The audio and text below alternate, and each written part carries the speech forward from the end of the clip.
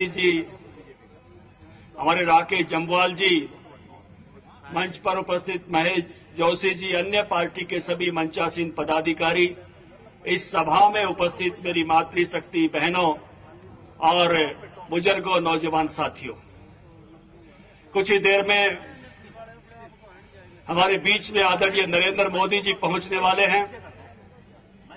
आज की सभा हिमाचल के चुनाव की एक ऐतिहासिक सभा होगी और मंडी के इस मैदान से जो संदेश कंसा चौक से जाएगा, मुझे लगता है कि एक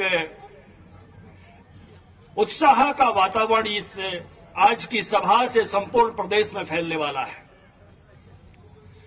मेरे से पूर्व चर्चा कर रहे थे गोविंद जी कुछ बातों की। आपको जानकारी है, मैं हरियाणा से आता हूं और हिमाचल के जब जो खुशी मनाते हैं तो नाचते हैं, नाटी नाच करते हैं, दूसरे पहाड़ी नाच करते हैं। और हमारे हरियाणा के लोग जब खुशी मनाते हैं या कोई तकलीफ भी व्यक्त करते हैं तो वो भी गीतों के माध्यम से करते हैं, वहां रागनी गाते हैं। इस बार जब मैं आ रहा था तो एक रागनी मैंने रास्ते में सुनी, उस तरह की रागनी पहले कभी सुनी नहीं थी। कांग्रेस पार्टी ने ये जो फैसला लिया, सोनिया गांधी और मनमोहन सिंह जी ने, कि 6 गैस के सिलेंडरों पर सब्सिडी देंगे और 6 पर नहीं देंगे, इस पर एक कवि कहने लग रहा था, सोनिया मैडम गैस दिला दे क्यों रोक सिलेंडर खड़ी हो गई, क्या कुओं में गैस सपड़ गई क्यों अनबोल खड़ी हो गई। वाजपेयी जब राज करे थे घर घर गैस मिला करती, गांव गांव और गली गली में फेरी रोज लगा करती, याद मेरे जब आवस है मेरा हिया भर भर आवस है, गलती एक बड़ी होगी, सोनिया मैडम गैस दिला दे क्यों रोक सिलेंडर खड़ी होगी। एक शासन जाने से, एक अच्छा शासन जाने से और बुरा शासन आने से कितना परिवर्तन आता है, इसका एहसास हम हिमाचल के लोग अच्छे से कर सकते हैं। जिस तरह से इस सरकार ने महंगाई बढ़ाई है, वीरभद्र के भ्रष्टाचार की चर्चा कोविंद जी ने की, अब तो वो तो मीडिया वालों के सामने भी उखड़ जाते हैं, कहते हैं तुम्हारा कैमरा तोड़ दूंगा। मैं इसी चुनाव में अभी कल हम सिराज में थे, प्रेम कुमार धूमल जी की सभा थी, मैं महंगाई की बात कर रहा था, एक बहन खड़ी हो गई और कहने लगी, थाची में सभा थी, कि धनखड़ जी आप महंगाई की क्या बात कर रहे हो, महंगाई की बात आपको मैं बताती हूं। मैंने कहा बताओ बहन। उसने अपना एक छोटा सा लाल बटुआ निकाला और बटुआ निकाल के कहने लगी कि धनखड़ जी मेरे इस बटुए में से सरदार मनमोहन सिंह जी, भारत का प्रधानमंत्री, हर महीने 2000 रुपए निकाल ले जाता है। सारी सभा सन्न रह गई। मैं भी थोड़ा हैरान हुआ कि ये पहाड़ की एक गांव की रहने वाली महिला और भारत के प्रधानमंत्री पर ऐसा आरोप लगा रही है कि इनके बटुए में से देश का प्रधानमंत्री सरदार मनमोहन सिंह 2000 रुपए निकाल ले जाता है।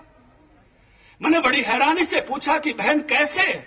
उसने कहा जब अटल बिहारी वाजपेयी का राज था, मेरी रसोई का खर्चा 2000 रुपए में चलता था, जब से ये सरदार जी बने हैं 4 में चलता है, 2 कौन ले गया?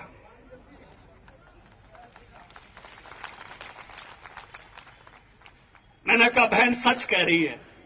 बोला मेरा दर्द पूरा सुन लो, आप अपना भाषण बीच में शुरू मत करना। मैंने कहा बहन आगे बताओ। कहने लगी कि 1 साल में कितने ले गया? मैंने कहा बहन जी 1 साल में 24,000। और मैं बोली सरदार जी को बने हुए 8 साल हो गए, 8 साल में कितने ले गया? मैंने कहा बहन जी 1,92,000। उसने कहा कि मेरे डायमंड का नेकलेस बनता 1,92,000 में सरदार जी ले गया। उसने कहा कि ये कांग्रेस का हाथ हमारी पीठ पर नहीं है, ये कांग्रेस का हाथ हमारे आशीर्वाद देने के लिए नहीं है, कांग्रेस का हाथ मेरे बटुए में घुसा हुआ है, मेरी जेब में घुसा हुआ है, हर महीने 2000, हर महीने 2000, हर महीने 2000। और मैं बोली केवल मेरे बटुए में नहीं, ये हिमाचल की हर बहन के बटुए में घुसा हुआ है। जरा अपने परस संभाल के रखना इस हाथ से। मैंने कहा बहन एक कहानी मैं बता दूं। मैं किसान परिवार से आता हूं। यह सरकार बनी, इस सरकार ने हमारी खाद की सब्सिडी खत्म कर दी। जो डीएपी का कट्टा हमको 450 में मिलता था, 1250 में मिलता है। जो पोटास की खाद आती थी 4.5 गुना महंगी हो गई और जो एसएसपी खाद आती थी वो 2 गुनी महंगी हो गई। ये सरकार 2008 और 9 में हमको खाद पर सब्सिडी देती थी 1 लाख करोड़, और पिछले साल इन्होंने सब्सिडी दी हमको 63,000 करोड़। बाजार के भरोसे हम किसानों की खाद छोड़ दी। अभी तक अगर जिस प्रकार से डॉलर महंगा हुआ, दुनिया में महंगाई बढ़ी, खाद की सब्सिडी होनी चाहिए थी 1.25 लाख करोड़, 63,000 करोड़ दिया, 62,000 करोड़ किसानों की जेब से निकाल लिया। इस देश में 12 करोड़ किसान परिवार हैं, हर परिवार से 5,000 रुपए। खाद का टाइम आए 5,000 रुपए, खाद का टाइम आए 5,000 रुपए। ये तेरे रसोई के बटुए में घुसी हुई कांग्रेस का हाथ नहीं है? या जितने किसान भाई बैठे हैं, कभी डीजल के नाम से, कभी बीज के नाम से, कभी पेस्टिसाइड के नाम से, और कभी डीएपी खाद के नाम से, हमारी जेब में भी ये कांग्रेस का हाथ घुसा हुआ है। मित्रों, ये कांग्रेसी हितैषी, हिमाचल का हितैषी होने की बात करते हैं। बड़ा संयोग और सुयोग है, विजेंद्र गुप्ता जी हमारे बीच में बैठे। हम सब लोग आजादपुर मंडी में गए थे, किसान मोर्चा बनते ही गए। यहां का किसान जब अपने फल लेकर जाता है, फूल लेकर जाता है, सेब लेकर जाता है, दिल्ली में जब तक हिमाचल का खिला हुआ फूल प्रेमी अपनी प्रेमिका को ना दे दे, तब तक वो खुश नहीं होती। और दिल्ली के नौजवानों पर, लालों पर लाली भी हिमाचल का सेब खाने से आती है।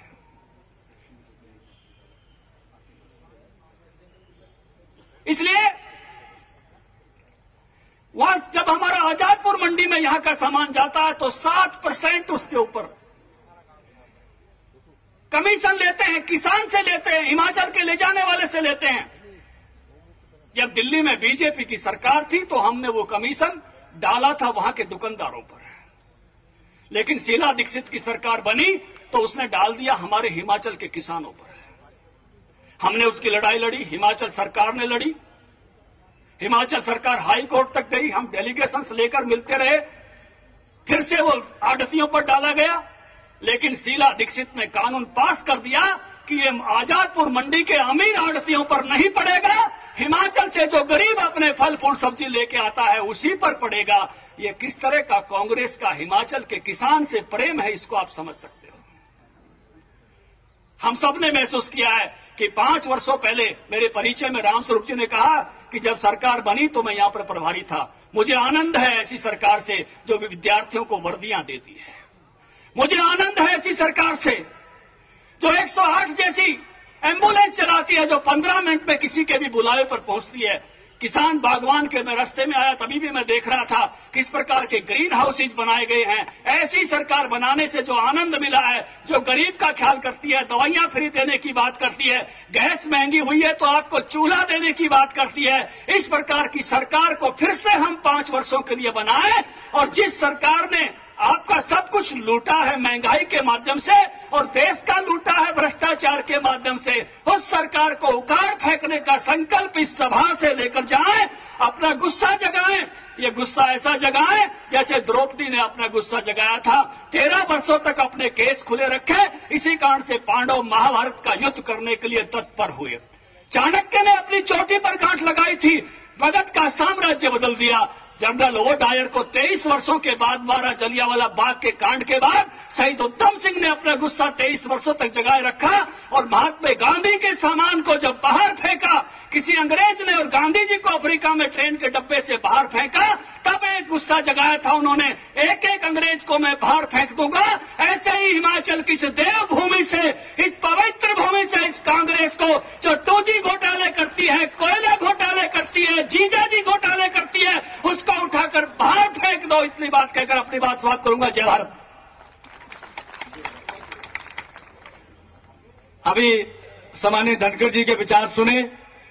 हमारे बीच विराजमान हैं हमारे सुंदरनगर से युवा प्रत्याशी श्रीमान राकेश जम्वाल जी, मंच पर विराजमान है, जोरदार तालियां बजाई जाएं। तलवारों की धाराओं पर इतिहास हमारा चलता है, जिस ओर जवानी चलती है उस ओर जमाना चलता है। भारत माता की। मैं जमाल जी से प्रार्थना करूंगा कि आए और अपने विचार रखें। राकेश जमाल जी, भाजपा प्रत्याशी, सुंदरनगर विधानसभा क्षेत्र।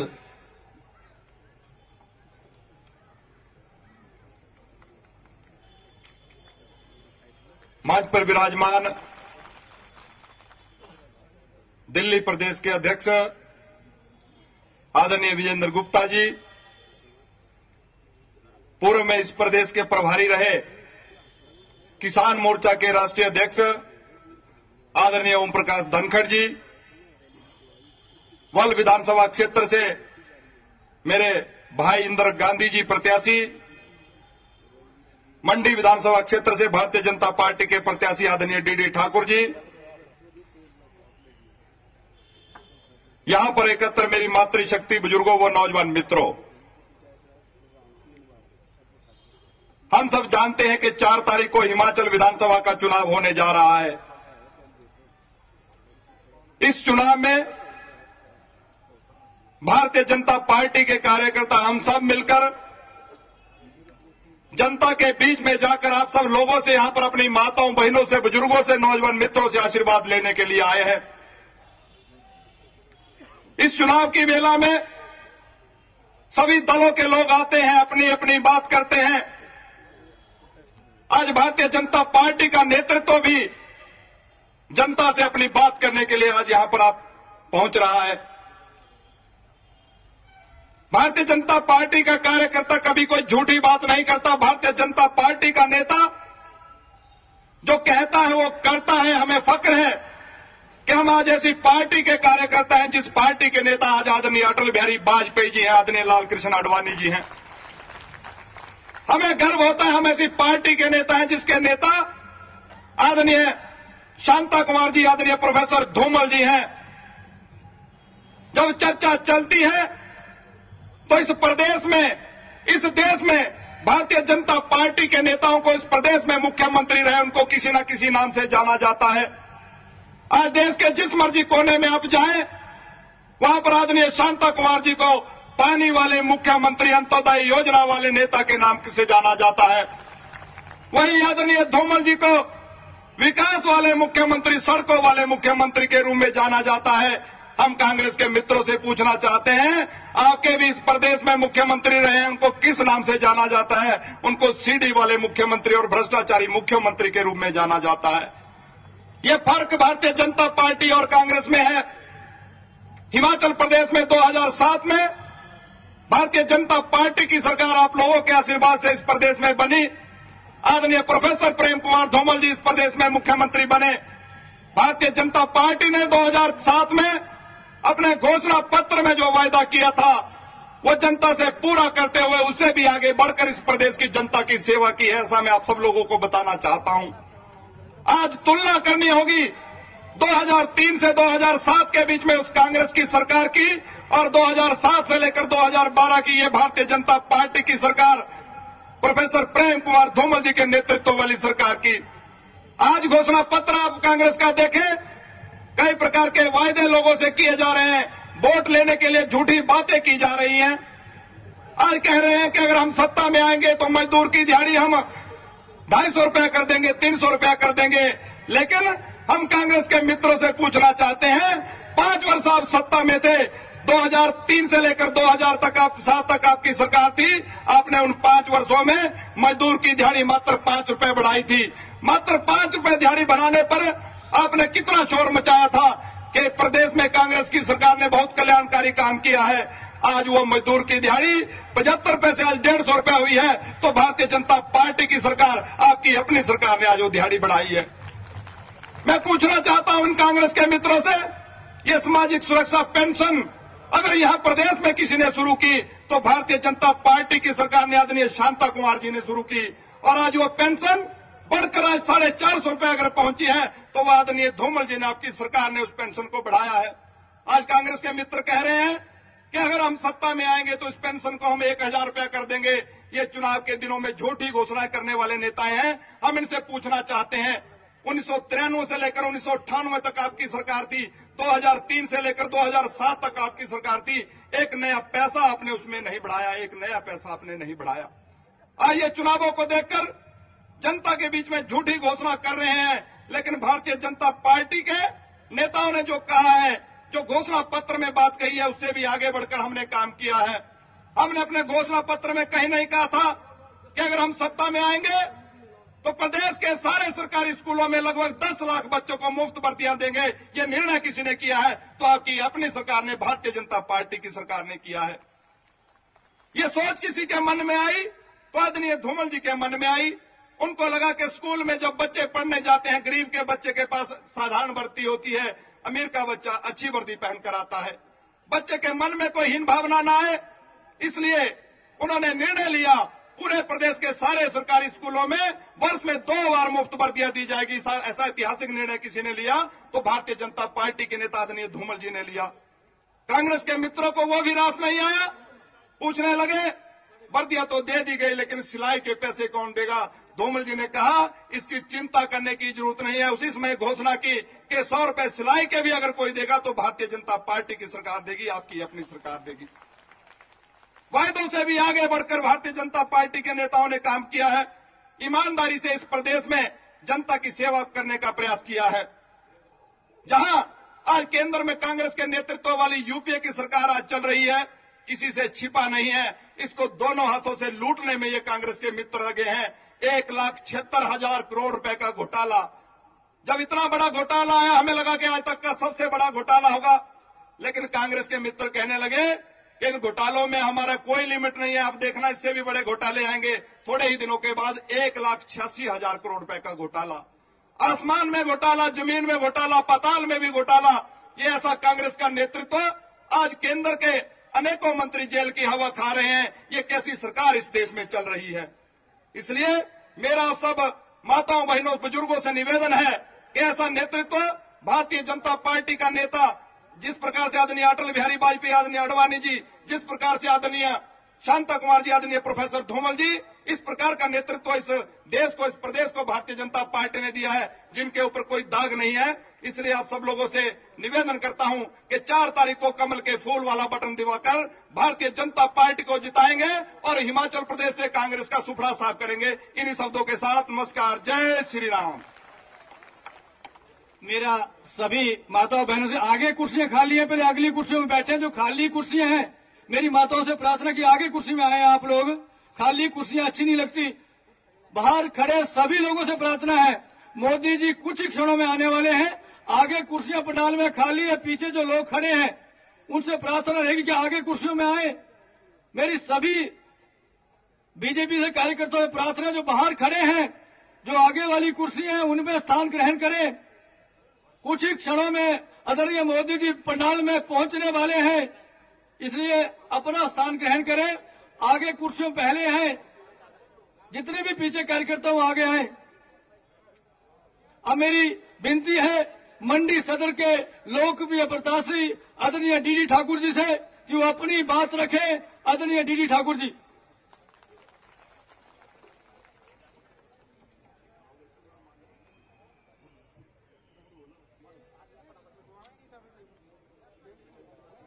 मंच पर उपस्थित दिल्ली प्रदेश के सम्मानीय अध्यक्ष नरेंद्र गुप्ता जी, हिमाचल प्रदेश के महामंत्री परम आदरणीय श्री रामस्वरूप शर्मा जी, परम आदरणीय श्री ओपी धनखड़ जी, जो हमारे प्रदेश के अध्यक्ष भी रहे हैं, प्रदेश के हमारे प्रभारी भी रहे हैं, हमारे जिला के सम्मानीय अध्यक्ष आदरणीय श्री दिलाराम जी, जो हमारे पूर्व मंत्री भी रहे हैं, और बल चुनाव क्षेत्र से हमारे भारतीय जनता पार्टी के नौजवान उम्मीदवार श्री इंदर सिंह गांधी जी, और हमारे सुंदरनगर चुनाव क्षेत्र से भारतीय जनता पार्टी के उम्मीदवार श्री राकेश जम्वाल जी, नाचन चुनाव क्षेत्र से हमारे सम्मानीय उम्मीदवार श्री विनोद कुमार जी, आदरणीय श्री अमल जोशी जी, मंच पे बैठे हुए महानुभाव, सभी यहां उपस्थित आदरणीय बुजुर्गों, भाई और बहनों और नौजवान दोस्तों, आप सभी लोग जानते हैं कि 4 नवंबर को विधानसभा के चुनाव होने जा रहे हैं। हिमाचल प्रदेश में पिछले 5 वर्षों में माननीय प्रोफेसर प्रेम कुमार धूमल जी के कुशल नेतृत्व में भारतीय जनता पार्टी की सरकार आसीन रही। और आज हम एक गर्व से कह सकते हैं कि माननीय प्रोफेसर प्रेम कुमार धूमल जी के कुशल नेतृत्व में हिमाचल प्रदेश उन्नति की ओर अग्रसर हुआ है, तरक्की की ओर अग्रसर हुआ है। हिमाचल प्रदेश का आज कोई भी ऐसा वर्ग अछूता नहीं रहा जिसको कि भारतीय जनता पार्टी की सरकार ने कोई न कोई फायदा ना पहुंचाया हो। प्रदेश में भारतीय जनता पार्टी की ऐसी सरकार रही है जिन्होंने हिमाचल प्रदेश के सभी वर्गों के लिए काम किया है।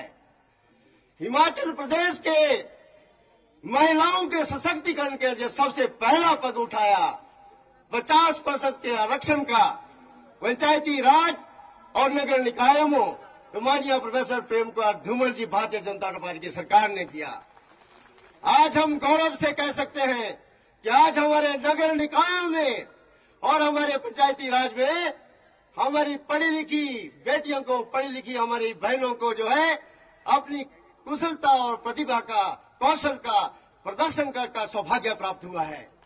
इसी तरह से हमारे बहुत से विकास के काम जिसका जिक्र जमाल जी ने किया, ये हमारी पहली सरकार है भारतीय जनता पार्टी की जिसने कि हमारे मजदूरों की मजदूरी 5 साल के शासन में 75 से 150 दुगनी बढ़ा दी गई। और आगे हमारा बहुत आगे भी हमारा घोषणा पत्र में 250 रुपए जो है दैनिक मजदूरी बढ़ाने का आश्वासन भी है। हम प्रदेश सरकार के बहुत आभारी हैं जिन्होंने जिला मंडी के लिए बहुत बड़ा राष्ट्रीय संस्थान, राष्ट्रीय औद्योगिक प्रशिक्षण IIT जो है हमारा कमांड और मंडी में दिया। ये हमारा सारे राष्ट्र का अच्छा सा संस्थान जो हमें मंडी में मिला है, उसके लिए हम प्रदेश सरकार के बहुत आभारी हैं। और हमारे मंडी के अंदर ESI का हॉस्पिटल, विशेष तौर पे हमारा जो PGI स्टैंडर्ड का हॉस्पिटल है, 1000 करोड़ रुपया खर्चा हो रहा है और बहुत बेहतरीन अस्पताल यहाँ पर बन रहा है, उसके लिए भी हम प्रदेश सरकार के बहुत आभारी हैं। हमारे मंडी के अंदर मंडी का बस स्टैंड, कांग्रेस के लीडर सारी उम्र, बड़े बड़े मंत्री चाहे केंद्र में रहे हो चाहे हिमाचल में रहे हो, और बार बार उन्होंने लोगों पे जो है हमारे मॉडर्न बस स्टैंड पर की राजनीति करते रहे और एक ईंट तक नहीं लगाए। और आज हमें गौरव होता है कहते हुए कि मंडी का मॉडर्न बस स्टैंड जिसका श्रेय वर्तमान सरकार धूमल सरकार को जाता है, आज जिसका प्रथम चरण लोगों को समर्पित कर दिया गया है, वहां पर 5-6 मंजिल और वहां पर बननी है। इसी तरह के हमारा जो स्केती ब्रिज है करोड़ों रुपए का, वो भी आप जो सभी जानते हैं माननीय धूमल जी के कुशल नेतृत्व में वहां पर जो है स्केती ब्रिज जो है करोड़ों रुपए का हमारा बनकर तैयार और तैयार लोगों को समर्पित हो चुका है। करोड़ों की बिल्डिंगें बन चुकी है। और वहां मंडी के बारे में आप जानते हैं, उस वक्त जब उस ब्रिज का शिलान्यास करना था तो हमारे केंद्रीय मंत्री चाहे सुखराम जी होता है या उनके बेटे अनिल जी मंत्री रहे हो, तो उन्होंने उस वक्त कहा कि उस स्केती ब्रिज के बनने का कोई औचित्य नहीं, क्योंकि वहां 20 मीटर के अंदर दूसरा ब्रिज बना है। इस तरह की अनदेखी ये लोग हमारे करते हैं कांग्रेस के, जिन्होंने आज उस ब्रिज की वजह से हमारे पूरे शहर का एक बहुत बड़ा अच्छा गेटअप बना हुआ है और बहुत अच्छी सुविधा हमें प्रदान हुई है। मेरा आप लोगों से इतना विनम्र प्रार्थना है कि हमारे 4 नवंबर को होने वाले चुनाव में आज जो हमारे हिमाचल प्रदेश में बेहतरीन काम भारतीय जनता पार्टी का हुआ है, उसमें आप जो है कमल के फूल का सामने का बटन आप दबाकर जो है भारतीय जनता पार्टी के प्रत्याशी को अब यहाँ विधानसभा पे आप भेजेंगे तो निश्चित तौर पे हिमाचल प्रदेश के चहुमुखी विकास की ओर आप अपना योगदान देंगे। इन्हीं शब्दों के साथ आपका बहुत बहुत धन्यवाद। जय हिंद, जय श्री राम। मैं निवेदन करूंगा, जो पीछे कार्यकर्ता खड़े हैं, पंडाल में कुर्सियां आगे खाली हैं, मेरी विनती रहेगी पीछे कार्यकर्ताओं से कि पहले अगले वाली कुर्सियां भरें। आदरणीय मोदी जी आने वाले हैं और राष्ट्र के प्रमुख नेताओं में उनका नाम, हिमाचल में उनका भारतीय जनता पार्टी के लिए जो मार्गदर्शन प्रेरणा मिलती रही, आज हिमाचल आगे बढ़ा है, वो आने वाले हैं। इसलिए जोश और तालियों में कमी नहीं होनी चाहिए। नारे भी लगे तो हाथ उठा के लगे, जोश से लगे, कांग्रेस को भगाने के लिए लगे। उस राष्ट्र को लूटने वाली कांग्रेस को आज प्रस्त करने से पहले जोश से नारे लगे। मैं एक बार कहूंगा, जोरदार नारे, भारत माता की। मोदी जी आएंगे, मोदी जी चल पड़े हैं, इसलिए मोदी जी आएंगे तो पूरे पंडाल में खड़े होकर उनका स्वागत किया जाए। तालियां और नारों से ऐसी विनती रहेगी। लेकिन एक विनती रहेगी कि अगली कुर्सियां खाली हैं और मेरी माताएं बहनें कार्यकर्ता पीछे बैठे हैं, इस अगली कुर्सी में पहले बैठे। ऐसी विनती माता बहनों से रहेगी। ये सामने वाली कुर्सियां खाली पड़ गई हैं, आप आगे आए। जो पीछे लोग खड़े हैं इनसे मेरी प्रार्थना रहेगी। अब मैं विनती करूंगा अपने नाचन के लोकप्रिय युवा प्रत्याशी श्रीमान बिनोद जी से आए और पंडाल को संबोधित करें। हमारे भाजपा के लोकप्रिय प्रत्याशी आदरणीय बिनोद जी।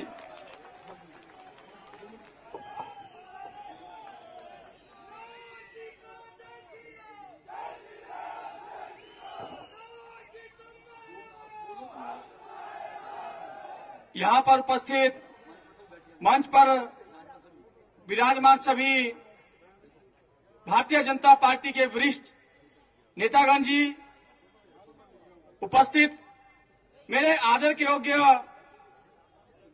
मेरे बुजुर्गों, मेरी माताओं बहनों तथा मेरे नौजवान साथियों, जैसा कि आप सब जानते हैं कि आने वाले 4 नवंबर को इस हिमाचल प्रदेश के विधानसभा के चुनाव होने जा रहे हैं।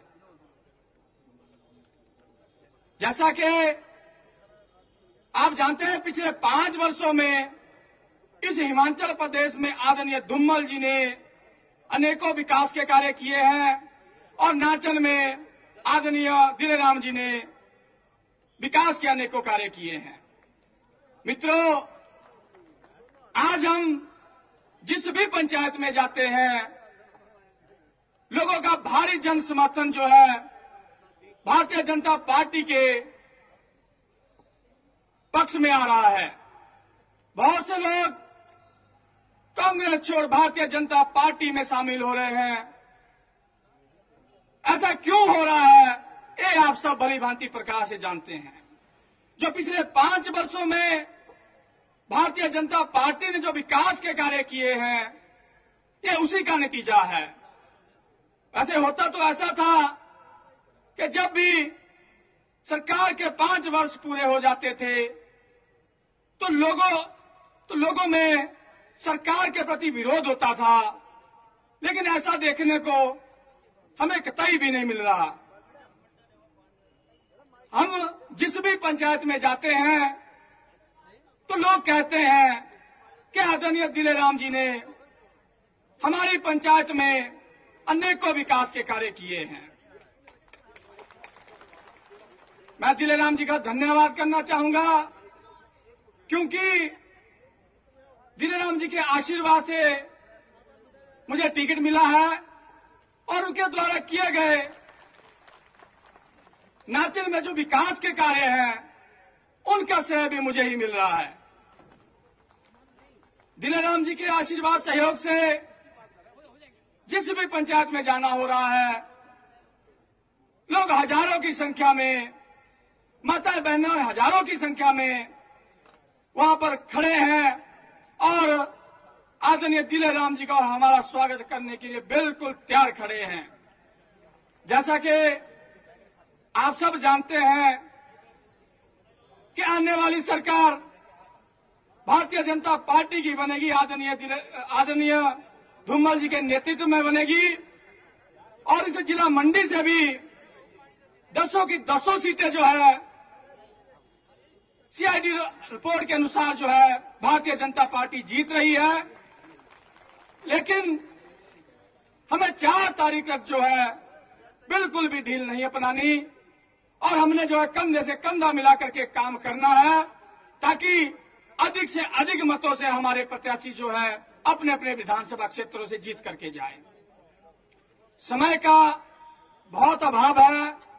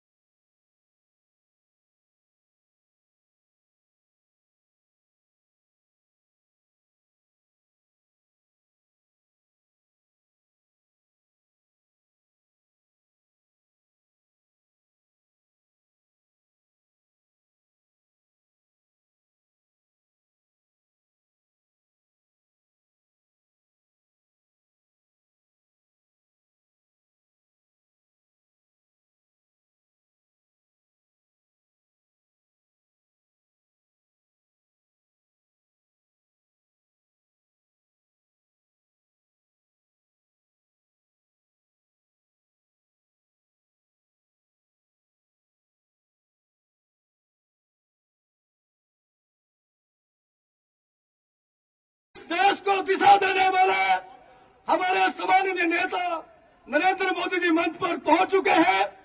मेरा सभी से प्रार्थना की तालियां बजाकर उनका स्वागत करें। मोदी जी को जय श्री राम, मोदी जी को जय श्री राम, मोदी जी आगे बढ़ो, मोदी जी को जय श्री राम, भारत माता की, मोदी जी को जय श्री राम।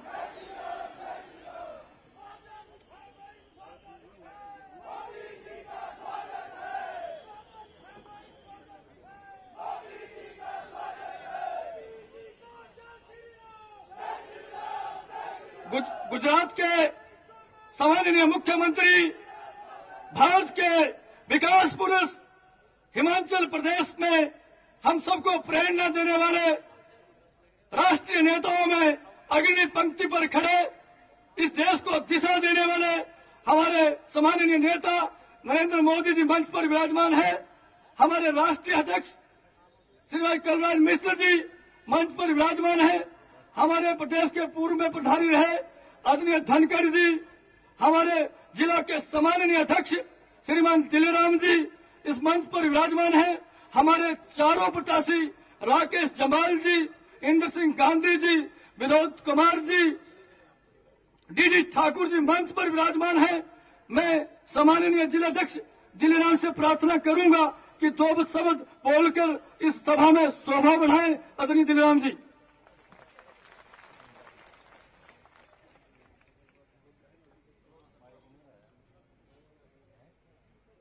परम आदरणीय हमारे गुजरात के माननीय मुख्यमंत्री श्री नरेंद्र मोदी जी, प्रभारी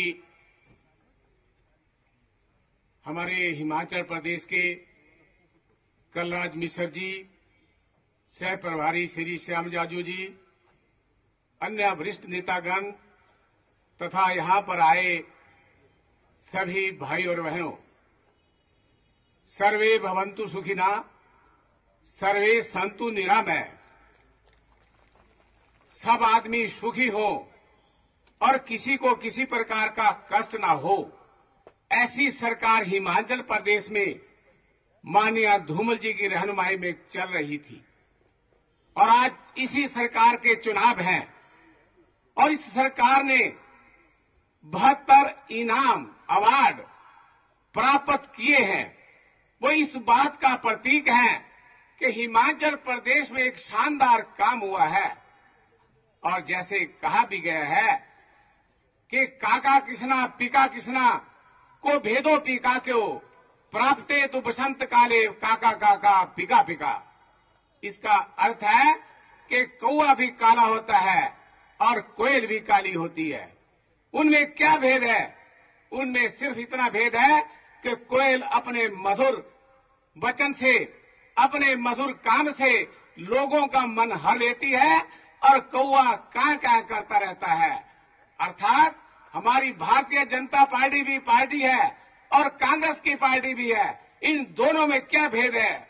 हमारी पार्टी विकास करती है, अच्छे काम करती है और जनहित के काम करती है, लेकिन कांग्रेस की पार्टी कोई काम नहीं करती है, वो काय काय करती रहती है कौवे की तरह। इसी तरह मैं समझता हूं कि हमारी पार्टी एक शानदार पार्टी है और मैं समझता हूं कि इतना विकास हो चुका है कि आज सारी जनता हिमाचल प्रदेश की माननीय धूमल की सरकार को दोबारा रिपीट करना चाहती है, दोबारा बनाना चाहती है। और हम गांव-गांव में जब जा रहे हैं तो सभी लोगों ने इस प्रकार से कहा है कि हम इस सरकार को दोबारा रिपीट करेंगे। आज हमारे सामने माननीय मोदी जी हैं और हमारे गुजरात के शेर हैं, यहाँ हिमाचल प्रदेश में धारेंगे और जो कांग्रेस के किले हैं उनको उखाड़ेंगे। मैं समझता हूं कि सभी भाई और बहनों से निवेदन है कि इनका मार्गदर्शन सभी सुनेंगे और मैं इनका यहाँ आने पर बहुत बहुत धन्यवाद करता हूं। जय श्री राम। अब मेरी प्रार्थना रहेगी, हमारे बीच हमारे प्रांत के सह प्रभारी राष्ट्रीय सचिव आदरणीय जाजू जी विराजमान हैं। मेरी प्रार्थना रहेगी हमारे जिला के सम्माननीय अध्यक्ष आदरणीय दिलेराम जी से कि आज जिस तरह पूरे देश में कांग्रेस उस महिषासुर की तरह सर्वनाश करने पर तुली है, मैं प्रार्थना करूंगा दिलेराम जी से कि वो भीम वाली गदा लेकर हमारे राष्ट्रीय नेता गुजरात के सम्माननीय मुख्यमंत्री को गदा भेंट कर इस पंडाल की, हमारे इस देश की, हमारे राष्ट्रीय नेता मोदी जी की शोभा बढ़ाएं। आदरणीय दिलेराम जी।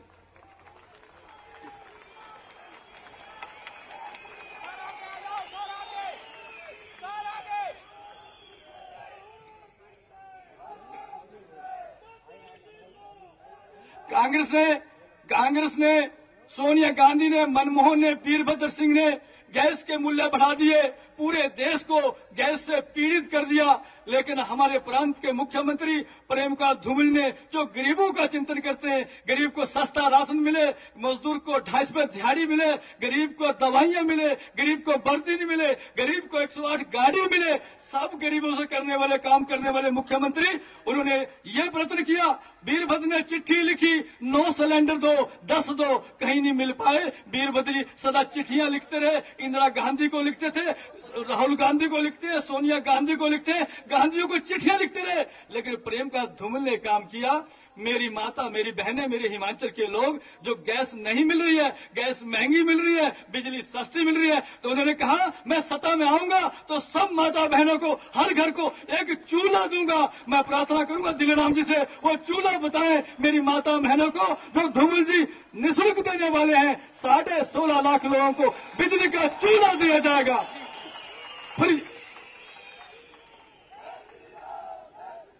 अब मैं प्रार्थना करूंगा हमारे गुजरात के सम्माननीय मुख्यमंत्री, जिनके बारे में ये बात सदा स्पष्ट आती है कि अंतिम विजय हमारी होगी, घोषित ये परिणाम है, उनको कौन पराजित करता, रक्षक जिनके श्री राम है। ऐसे नेता नरेंद्र मोदी जी हमारे बीच विराजमान है। मैं उनसे प्रार्थना करूंगा कि इन मंडी वासियों का वो आकर मार्गदर्शन करें, उनको प्रेरणा दें, ताकि इस कांग्रेस रूपी भूत को हम 4 नंबर को जड़ से समाप्त कर पाएं। आदरणीय नरेंद्र मोदी जी।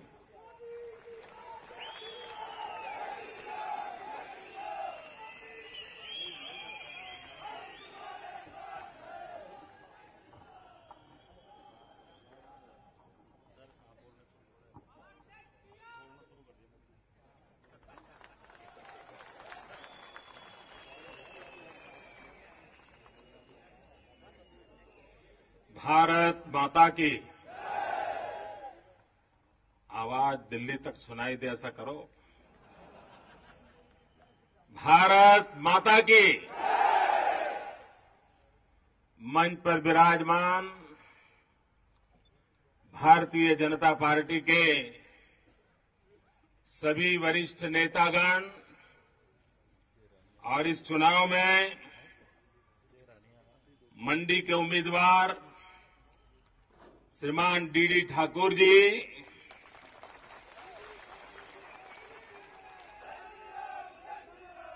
बल के उम्मीदवार श्रीमान इंद्र सिंह जी गांधी,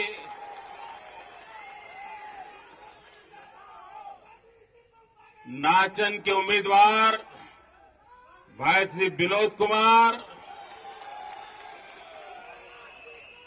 सुंदरनगर के उम्मीदवार भाई श्री राकेश जामवाल जी, मंचस्थ सभी महानुभाव और इतनी विशाल संख्या में पधारे हुए मेरे प्यारे भाई और बहनों, मैं जब हिमाचल आता हूं तो मुझे लगता है कि गुजरात के बाद ये मेरा दूसरा घर है।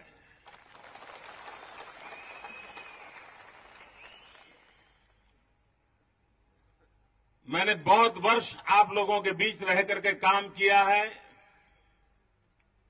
यहां के चप्पे चप्पे से परिचित हूं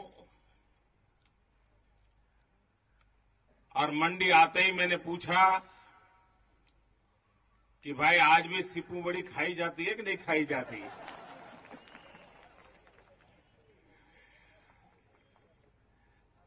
मेरा यहां बड़ा गहरा लगाव रहा है।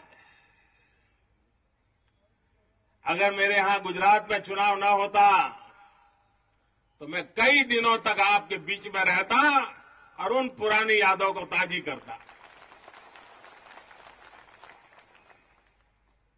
लेकिन जैसे आप कांग्रेस को उखाड़ फेंकने में लगे हो, गुजरात की जनता भी कांग्रेस को हमेशा हमेशा के लिए विदाई देने में लगी हुई है। भाइयों बहनों, आज पूरे विश्व में गुजरात के विकास की चर्चा हो रही है। कहीं पर भी जाइए, लोग कहते हैं भाई गुजरात ने कमाल कर दिया। ये कमाल हुआ, इसका राज क्या है? अगर मेरे हिमाचल के भाई बहन उस राज को जान लेंगे तो मैं आपको दावे से कहता हूं, आज जिस प्रकार से दुनिया में गुजरात चमक रहा है, मेरा हिमाचल भी दुनिया में चमकने लग जाएगा। ये मैं आपको वादा करता हूं। भाइयों बहनों, गुजरात की जनता ने एक बहुत बड़ा काम किया है और आमतौर पर हिंदुस्तान में इस प्रकार का काम बहुत कम राज्यों में होता है और मेरे गुजरात के 6 करोड़ गुजरातियों ने किया है।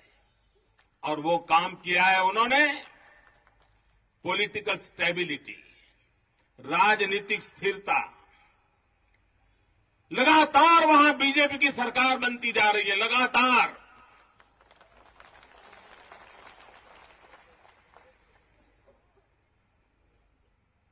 और पॉलिटिकल स्थिरता के कारण, राजनीतिक स्थिरता के कारण एक पॉलिटिकल पार्टी की जवाबदेही भी बन जाती है। जब 5 साल में आते जाती रहती हैं सरकारें तो कोई जवाबदेही बनती नहीं है। आज मेरा गुजरात 3-3 बार मुझे चुनाव पर बिठाया है तो लोग मुझे पूछ सकते हैं, मोदी जी बताओ इसका क्या हुआ, उसका क्या हुआ। लेकिन अगर 5 साल में आए गए तो फिर पूछने के लिए जगह ही नहीं रहती है। और इसलिए भाइयों बहनों, अगर गुजरात से मैं आपके लिए कोई संदेश लेकर के आया हूं तो वो संदेश मेरे हिमाचल के भाइयों बहनों के लिए है कि आप हिमाचल में बार बार सरकारें बदलने के प्रयोग बहुत कर चुके हैं और उसके कारण हिमाचल में न नीतियों की सुदीर्घता रहती है, न व्यवस्थाएं ठीक रहती है और बदलाव के बाद 2-2 साल तो नए बदलाव में स्थिर होने में चले जाते हैं और राज्य वहीं का ढेर रह जाता है। भाइयों बहनों, मैं हिमाचल से प्रार्थना करने आया हूं, इस देवभूमि से मैं प्रार्थना करने आया हूं, इस पवित्र धरती के पवित्र नागरिकों से प्रार्थना करने आया हूं कि आप भी गुजरात के नागरिकों की तरह राजनीतिक स्थिरता पर ध्यान केंद्रित करें।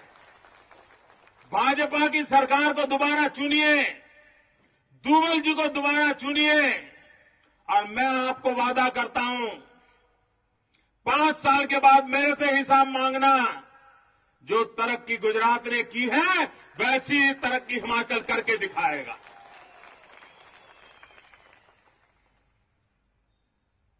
अभी कल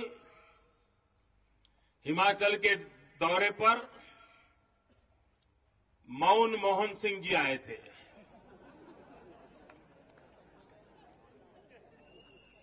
और आज की सबसे बड़ी खबर यही है अखबारों में कि मौन मोहन सिंह जी ने हिमाचल में जाकर के मौन तोड़ा।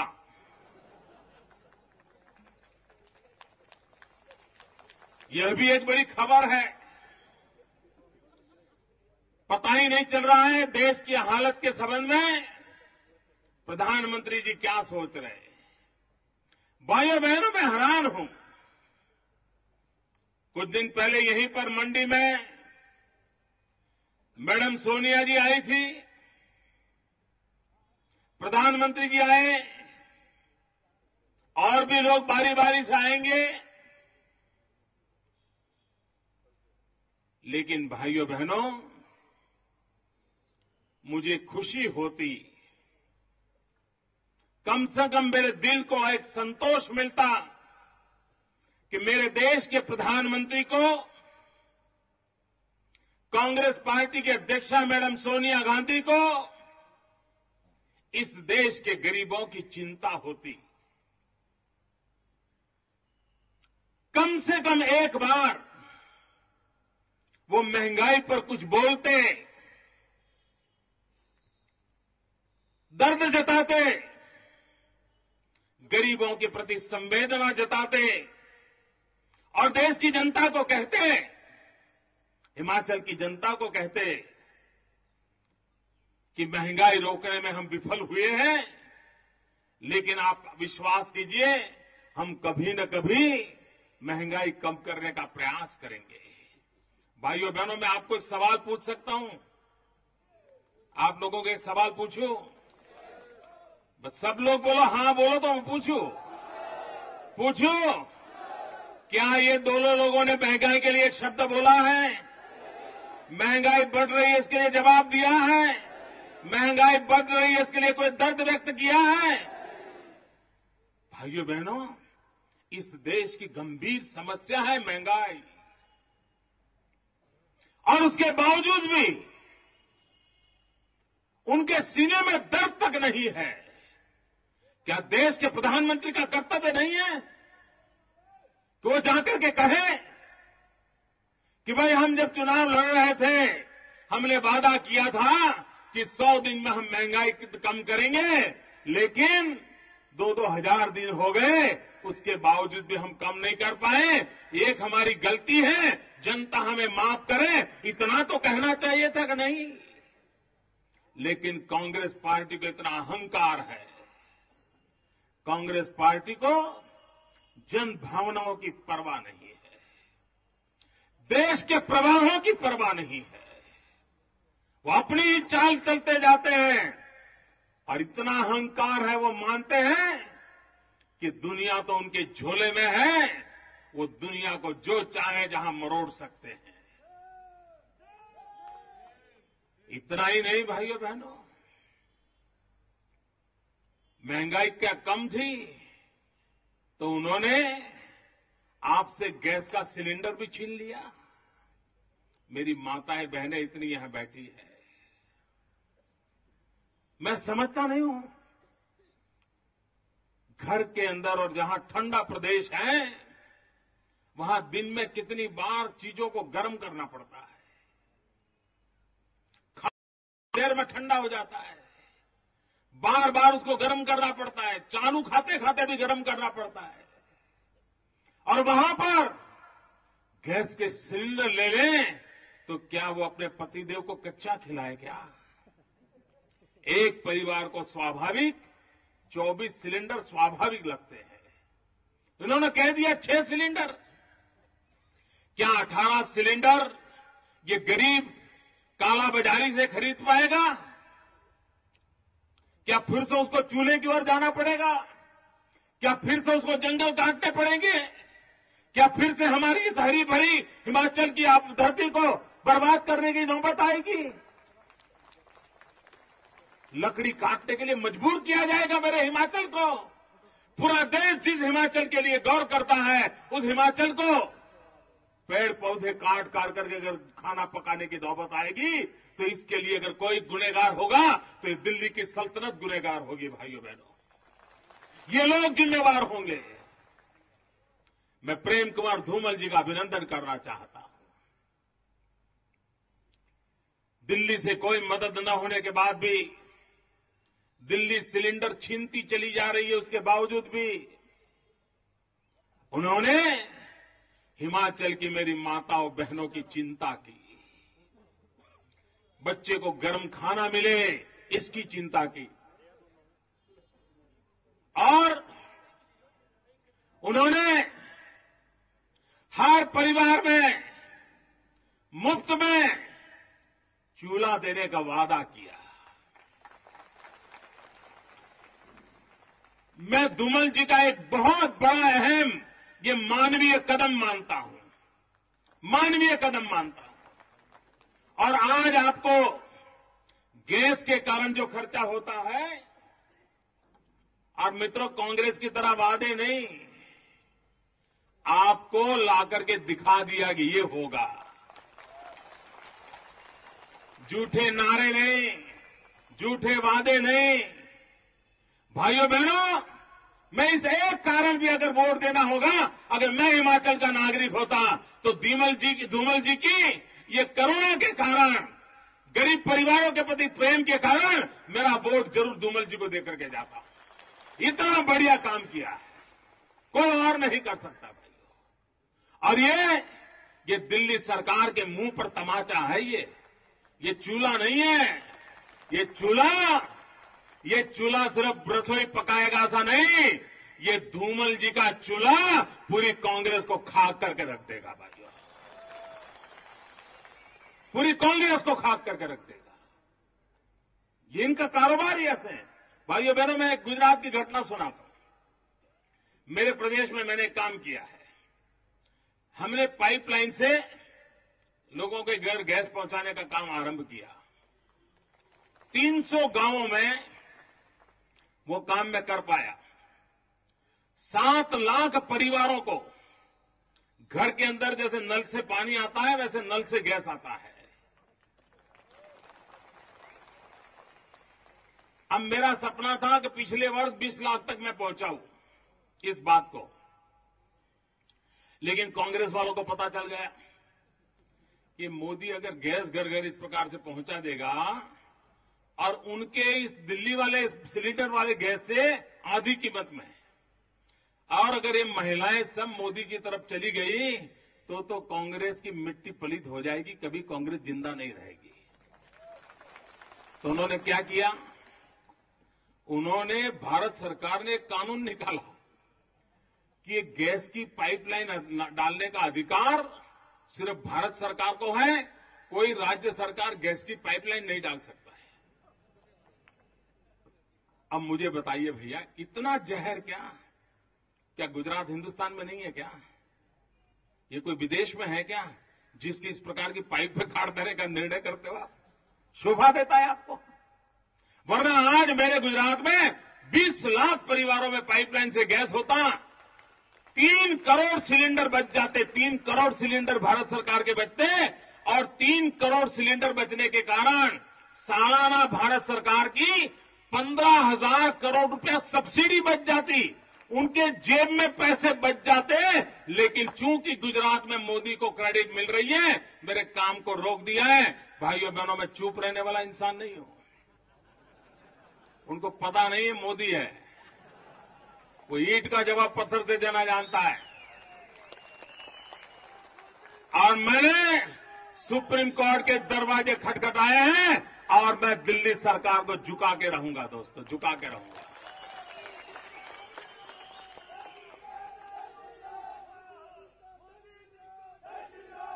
भाइयों बहनों, कांग्रेस का चरित्र देखिए।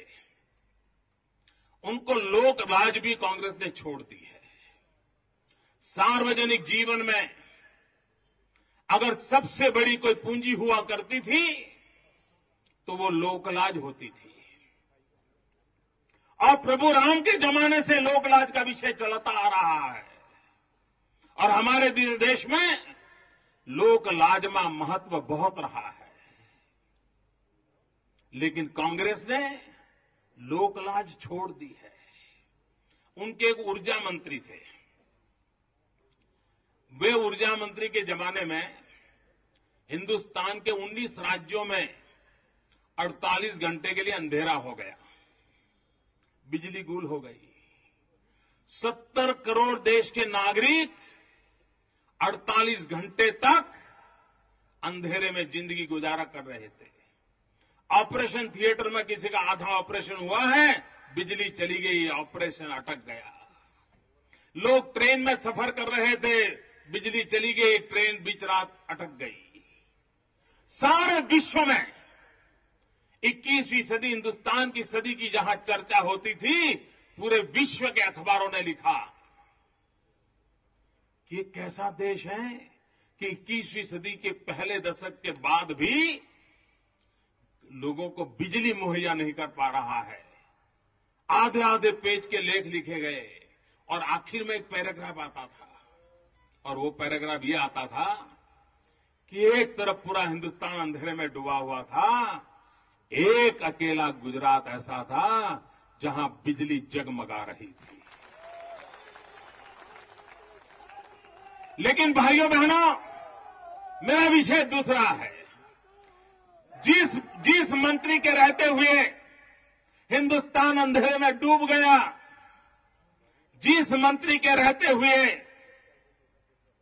हिंदुस्तान को दुनिया में नाले से झेलनी पड़ी, उस मंत्री को उसी रात विदाई कर देने की जरूरत थी। लेकिन ये दिल्ली की कांग्रेस की चरित्र देखिए, उनका कल्चर देखिए, लाज शर्म के बिना किस प्रकार से व्यवहार किया जाता है, लोक लाज की परवाह न करना, ये उनके जो तौर तरीके हैं देखिए। उन्होंने उसी मंत्री को एक ही हफ्ते में प्रमोशन दे दिया, देश का गृह मंत्री बनाया। अगर आप विफल हैं, गुनाह करते हैं, गलत करते हो, तो कांग्रेस में प्रमोशन मिलता है। अभी एक उनके दूसरे मंत्री श्रीमान सलमान खुर्शीद जी, खुर्शीद जी है कि खुर्शी जी है मालूम नहीं, उन्होंने उन पर बड़े गंभीर आरोप लगे, अपंग लोगों के पैसे हटलाने का आरोप लगे। कोई इंक्वायरी नहीं हुई, कोई जानकारी नहीं आई, कुछ नहीं हुआ। उनको इस्तीफा लेना चाहिए था। देश के दिल में एक आग जलक रही थी, और लेकिन किया क्या? कल उनका प्रमोशन कर दिया। आप गुनाह करो, प्रमोशन पाओ। आप बेईमानी करो, प्रमोशन पाओ। यही कांग्रेस के तौर तरीके हैं। कांग्रेस के एक मंत्री थे, पार्लियामेंट में पहले वो मिनिस्टर हुआ करते थे। उन पर आरोप लगे पैसों की धांधली के, क्रिकेट के ढीकने फलाने। उन्होंने संसद में उठ करके खड़े होकर के कहा था कि जिस महिला ने मेरे खाते में जिस महिला के खाते में 50 करोड़ जमा हुए हैं, वो 50 करोड़ रुपए से मेरा कोई लेना देना नहीं है। संसद में कहा था। और महीने भर के अंदर अंदर उनकी शादी की पत्रिकाएं सब दूर घूमने लगी। भाइयों बहनों, बता दीजिए, इस देश में कभी किसी ने 50 करोड़ की गर्लफ्रेंड देखी है? 50 करोड़ की गर्लफ्रेंड ये गरीब देश में। और उस समय इतना माहौल खराब हो गया कि उनसे इस्तीफा ले लिया गया। अभी भी उन मामले वैसे ही वैसे लटके हुए हैं। कल भी उनको फिर से एक बार मंत्री बना करके बाइज्जत बरी कर दिया गया। कांग्रेस का ये कल्चर देखिए। भाइयों बहनों, आपके हिमाचल के साथ क्या हुआ? केंद्र एक मंत्री, हाईकोर्ट ने उनके खिलाफ आवाज उठाई, और कांग्रेस को लगा अब जब न्यायालय ने आवाज उठाई है तो वीरभद्र सिंह जी का इस्तीफा ले लिया गया। इस्तीफा लेकर के इस आयु में उनको कहते कि भाई ठीक है, बहुत हो गया। लेकिन क्या किया? वहां से इस्तीफा लिया और यहां पूरा हिमाचल उनके हवाले कर दिया। भाइयों बहनों, ये उनके तौर तरीके हैं, उनके तौर तरीके हैं। मैं हैरान हूं भाइयों, कांग्रेस किस कल्चर को देश में प्रवाहित करना चाहती है, और ऐसी कांग्रेस पार्टी को इस देश को क्यों झेलना चाहिए? इतना ही नहीं भाइयों बहनों, अभी एक स्टील कंपनी से इनकम टैक्स की रेड हुई,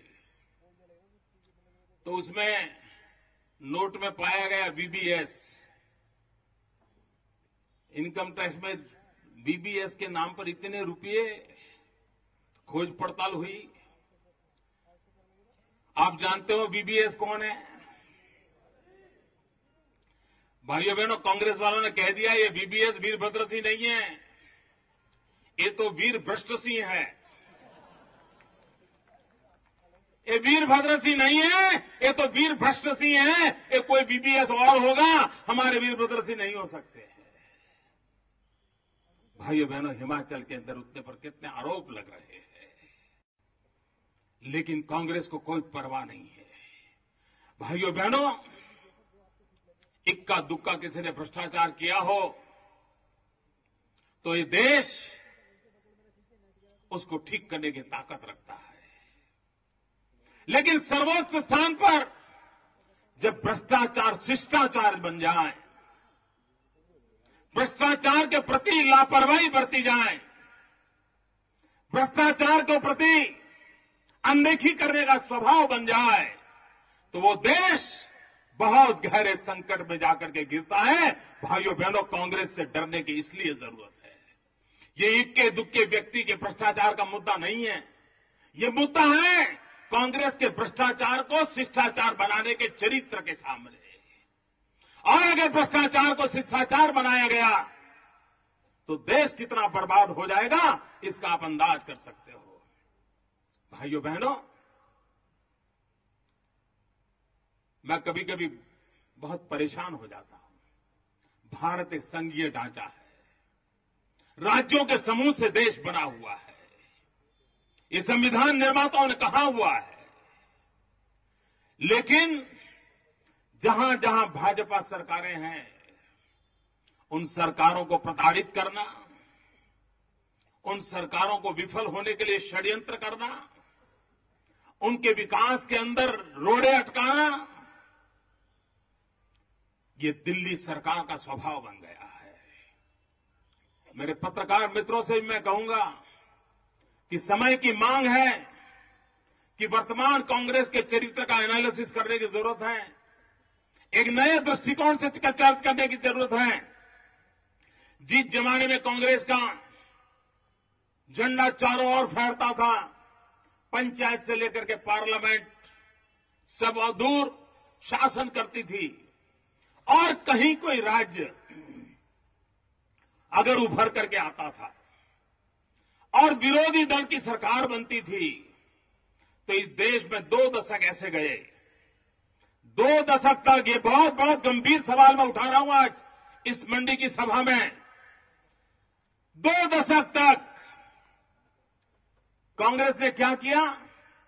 अगर विरोधी दल की कहीं पर भी कोई सरकार बनी हो, कितना ही बहुमत क्यों न आया हो, शाम दाम दंड भेद जो भी शस्त्र काम आए उसका उपयोग करके उस सत्ता पार्टी को डिवाइड करना,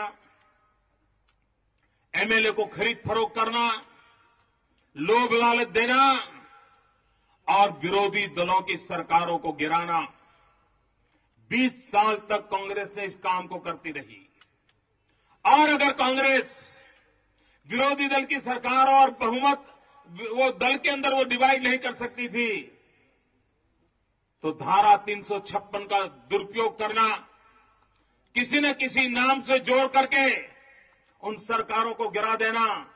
लेकिन हिंदुस्तान में न विपक्ष को पनप देना, न किसी दल की सरकार को पनपने देना। 20 साल तक लगातार कांग्रेस ने संवैधानिक संस्थाओं का दुरुपयोग करते हुए हिंदुस्तान के राजनीतिक दलों को कुचलने का लगातार कोशिश की थी। लेकिन अब कांग्रेस के बस का वो रोग नहीं रहा है, अब राज्यों को कुचल नहीं पाते हैं, किसी राज्य की सरकारों को तोड़ नहीं पाते हैं। धारा 356 का अनाप शनाप दुरुपयोग नहीं कर पा रहे हैं। और इसलिए पिछले 10 साल से मेरे पत्रकार मित्रों अध्ययन करिए, देश के पॉलिटिकल पंडितों से मैं कहना चाहता हूं, अध्ययन कीजिए कांग्रेस की रणनीति क्या है।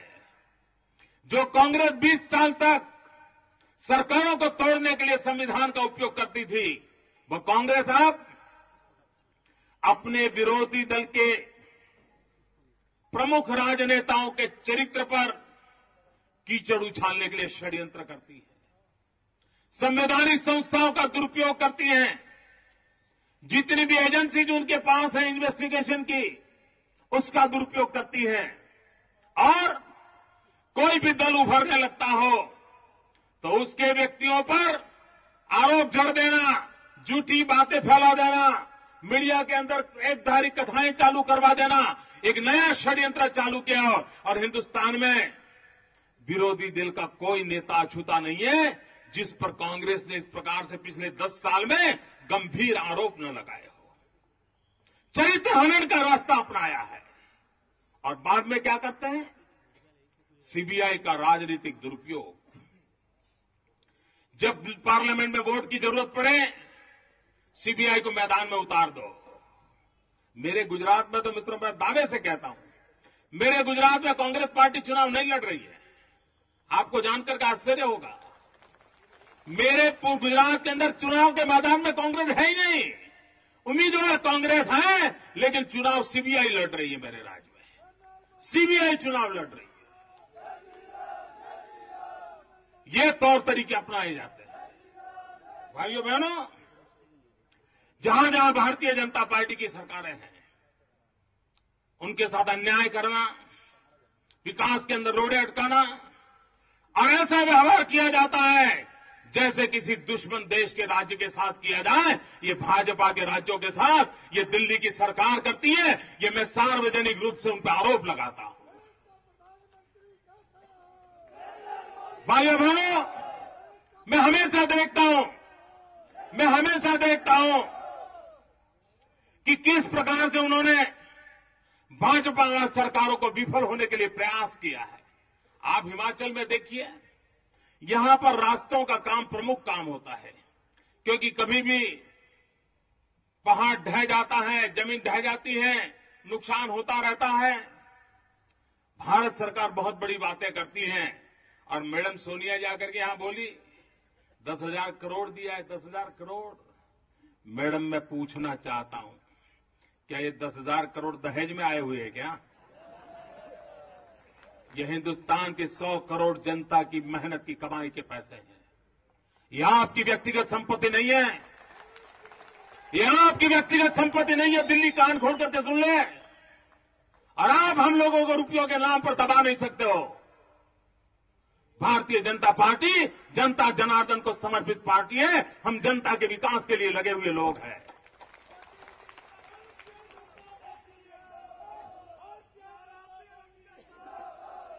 भाइयों बहनों, कभी कोई इस प्रकार का व्यवहार नहीं करता है।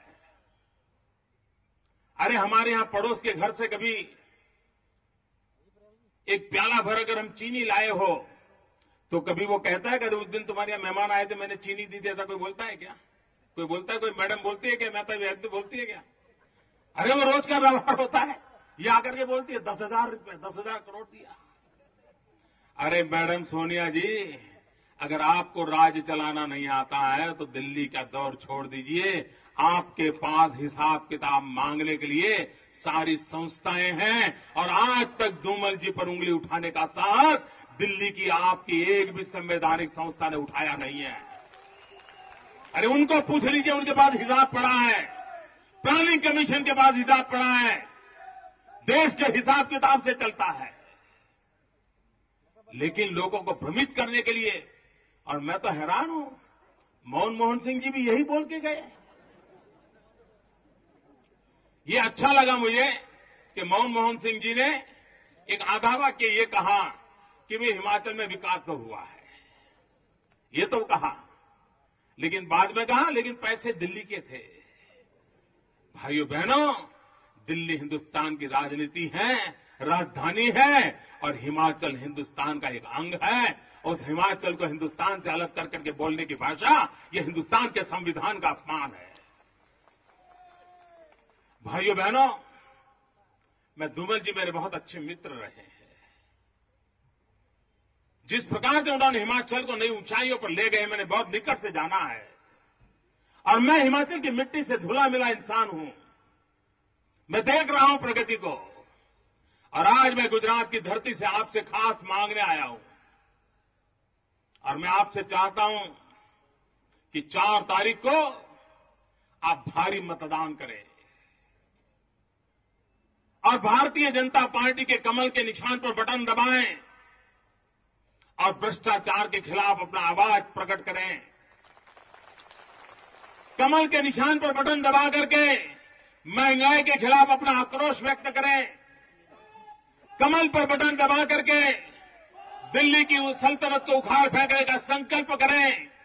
और भाइयों बहनों, जो पाप दिल्ली में चल रहा है, उस पाप को इस देवभूमि में मत आने दीजिए मेरे भाइयों, उस पाप को देवभूमि में मत आने दीजिए। ये हिंदुस्तान की पवित्र जगह है, ये मेरा हिमाचल हिंदुस्तान का पवित्र स्थान है, हिंदुस्तान की देवभूमि है। कृपा करके इस देवभूमि में ये दिल्ली के पाप को प्रवेश मत करने दीजिए भाइयों, मत घुसने दीजिए। ये हिमाचल को सुरक्षित रखिए और दुमल जी इसको सुरक्षित रखेंगे, ये मेरा पूरा विश्वास है। हिमाचल के भाइयों बहनों ने मेरा स्वागत किया, सम्मान किया, मैं आपका बहुत बहुत आभारी हूं।